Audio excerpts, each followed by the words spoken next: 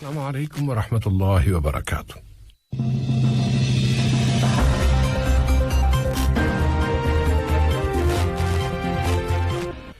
Radio قطر آپ سے مخاطب ہے.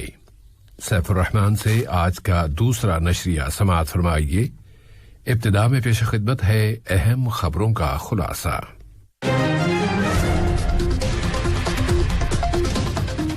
کابینہ نے قطر اکنامک فورم میں صاحب سمو امیر کی تقریر کے موضوعات کی تعریف کی ہے.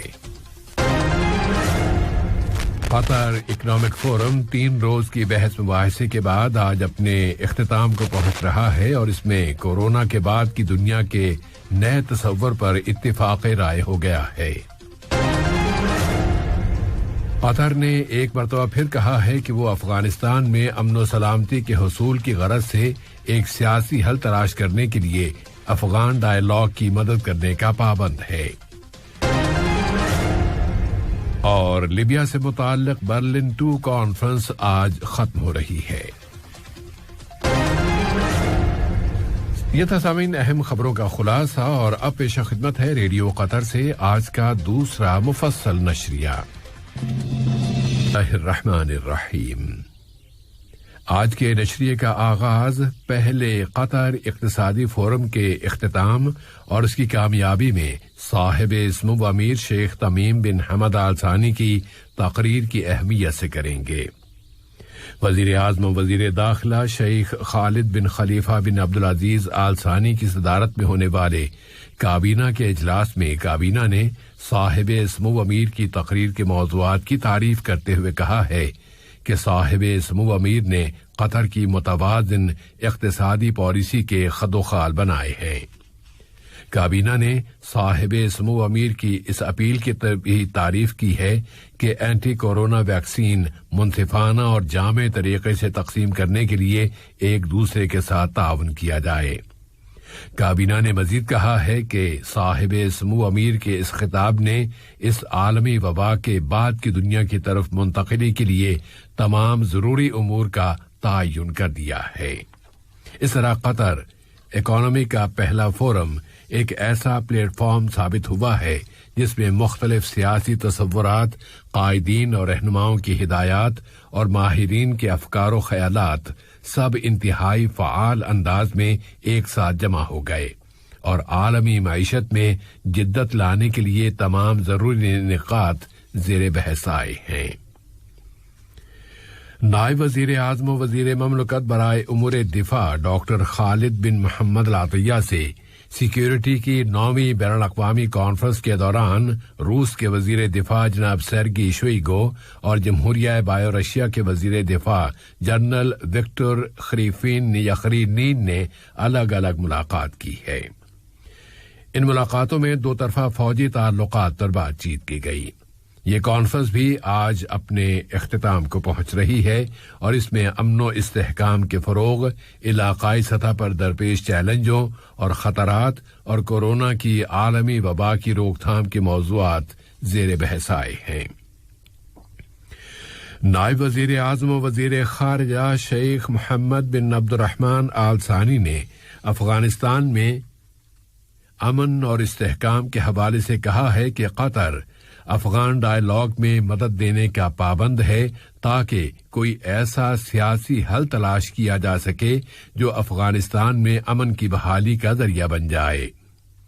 نائب وزیر اعظم و وزیر خارجہ نے اسلامی جمہوریہ افغانستان کے وزیر خارجہ جناب محمد حنیف اتمر کی جانب سے ایک ٹیلی فون کال وصول کی ہے اور اس کال کے دوران انہوں نے قطر کا یہ موقف بیان کیا ہے. دونوں وزرائے خارجہ نے 2 طرفہ تعلقات و تعاون اور افغانستان کے موجودہ حالات پر بات چیت کی ہے. تو قطر ہر حال میں افغانستان میں امن کی بحالی کا خواہش مند ہے اور بطور خاص ان دنوں تو کابل انتہائی نازک حالات سے گزر رہا ہے. ملک میں صحت کی صورتحال پر نظر ڈالیں تو یہاں صحت کا شعبہ مسلسل کامیابیاں حاصل کر رہا ہے. ان کے لیے قطر نے کورونا کی عالمی وبا کے آغاز سے ہی ایک کامیاب حکمت عملی اختیار کر رکھی ہے. قطر اس وبا کے اثرات پر قابو پانے کے چیلنج کو جیت چکا ہے اور اب یہاں متاثرین کی روزانہ کی تعداد میں مسلسل کمی آتی جا رہی ہے۔ اس کے تمام تر ضروری اقدامات کے ساتھ ساتھ یہاں ویکسینیشن کی مہم بھی نہایت کامیابی سے جاری ہے۔ وزارت صحت نے اعلان کیا ہے کہ گزشتہ 24 گھنٹوں کے دوران یہاں کووڈ-19 کے صرف 66 نئے کیسز رجسٹر ہوئے ہیں اور ان میں سے بھی 39 افراد بیرون ملک سے آنے والے مسافر ہیں، جبکہ اسی مدت میں مزید 141 مریض اس بیماری سے اب صحت یاب ہو گئے ہیں۔ اس طرح قطر میں اب تک شفا پانے والوں کی کل تعداد 2,18,928 ہو گئی ہے۔ اعلان کے مطابق ایک اور مریض چل بسا ہے جس کی عمر 82 برس تھی۔ ویکسینیشن کی مہم میں اب تک یہاں لوگوں کو ویکسین کی 2,956,057 ڈوزز دی جا چکی ہیں۔ اسی موضوع سے متعلق بھارت کی وزارت صحت نے اعلان کیا ہے کہ آج جمعرات کے روز وہاں کووڈ-19 کے مزید 54,069 نئے اور مصدقہ کیسز رجسٹر کیے گئے ہیں، اور اس بیماری میں بھارت میں وہاں 1,321 مریض وفات پا گئے ہیں۔ اس طرح انڈیا میں اب تک اس وائرس سے متاثر ہونے والوں کی تعداد 30.08 ملین ہو چکی ہے اور وہاں کورونا کے 3,91,981 مریض وفات پا گئے ہیں۔ اب لیبیا چلتے ہیں، جہاں اقوام متحدہ کے سیکرٹری جنرل کے خصوصی ایلچی یان کوبیچ نے لیبیا والوں اور بیرونی فریقوں سے اپیل کی ہے کہ وہ لیبیا سے غیر ملکی فوجوں اور کرائے کے فوجیوں کے نکل جانے سے متعلق ایک ٹائم ٹیبل طے کر لیں۔ لیبیا سے متعلق ہی برلن 2 کانفرنس اب اپنے اختتام کو پہنچ گئی ہے، لیکن اس میں غیر ملکی فوجوں اور بھاڑے کے فوجیوں کو نکال دیے جانے کے موضوع سے متعلق بات چیت آگے نہیں بڑھ سکی ہے، حالانکہ یہی موضوع اس کانفرنس کے دوران اس کے ایجنڈے پر چھایا رہا تھا۔ مقبوضہ فلسطینی سرزمین میں فلسطینی حکومت نے ایک سرکاری تحقیقاتی ٹیم تشکیل دینے کا فیصلہ کیا ہے جو ایک سیاسی اور حقوق انسانی کے شعبوں کی سرگرم شخصیت نزار بنات کی وفات کے اسباب کی چھان بین کرے گی۔ اس شخصیت کی فیملی کا کہنا ہے کہ اسے فلسطینی سیکیورٹی نے گرفتار کیا تھا اور اس پر کیے جانے والے تشدد کے نتیجے میں اس کی وفات واقع ہوئی ہے۔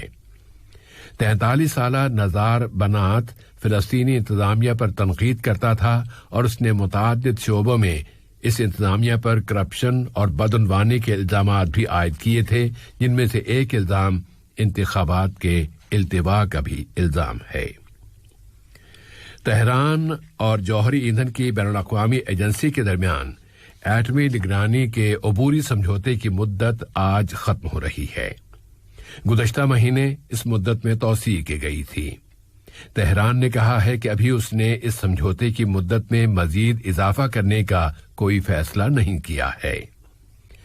تہران نے کہا ہے کہ سابقہ امریکی انتظامیہ کی جانب سے ایران پر عائد کی گئی پابندیاں اب ختم کرنے پر اتفاق رائے ہو گیا ہے۔